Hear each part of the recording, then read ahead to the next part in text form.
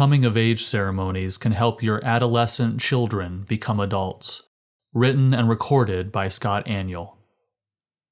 From the time our eldest child, Caleb, was just an infant, and possibly even before, I knew that I wanted to do something significant to mark the point when our children would come of age. I reject the whole notion of the teenager, a modern construct invented in the 1940s by pop culture, and instead wanted to reinforce with our children that adolescence is a critical time in which a child grows into adulthood. Coming-of-age ceremonies are not unique in the history of humankind, of course. Various communities around the world and throughout time have marked the transition of a child into an adult with rituals and ceremonies, possibly the most well-known of these being the bar mitzvah in Jewish communities. Historically, age 13 is when a child comes of age and enters a period of training for adulthood. For Christians, this can be a wonderful opportunity to stimulate a young man or woman toward Christian maturity.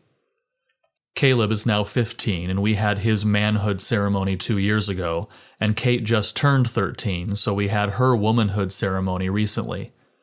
We have been asked about the ceremony both times we've posted pictures online, so here is a brief rundown of what we did. First, we have created anticipation with our children from the time they were young concerning their 13th birthday. This is when you will begin to leave childhood behind and prepare for adulthood, I've told them repeatedly. They know that their 13th birthday will be a special time. Several years ago, we began to intentionally read with each of our older children books we felt would help them cultivate godly disciplines, deal with struggles they're facing, or simply grow in their knowledge of Scripture, personal holiness, and love for Christ.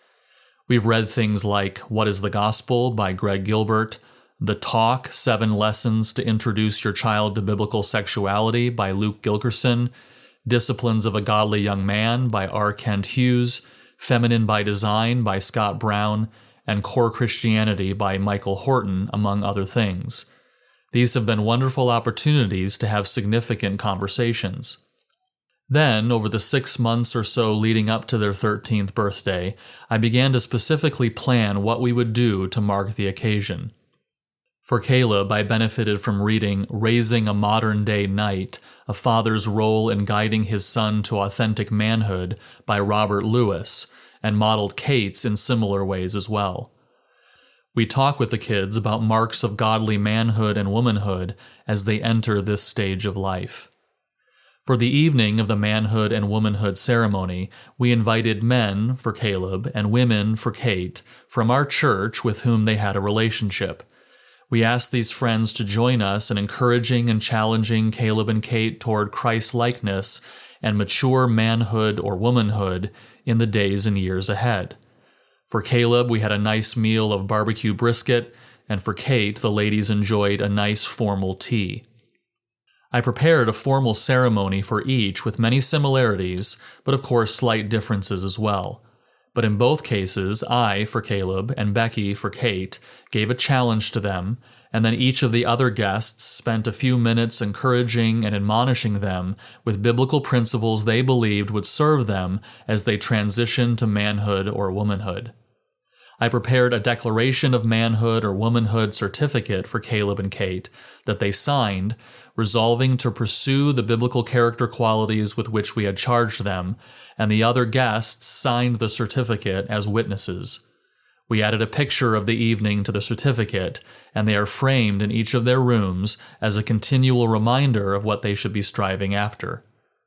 We don't expect the events of those ceremonies to be a magical charm, and our young adults have many challenges ahead of them, but it is our prayer that by marking off this moment in their lives in a significant and memorable way, our children will continue to pursue those biblical qualities that should characterize all godly Christian men and women. Both kids were understandably nervous being the center of attention leading up to the ceremony, but they both really enjoyed them and thanked us afterwards. We plan to continue this tradition with our 2 younger children. If you are thinking about how you might mark your own children's coming of age, I hope this narrative might give you some helpful ideas. For more tips, including reading recommendations, see my book, Let the Little Children Come. You can read this essay at g3min.org.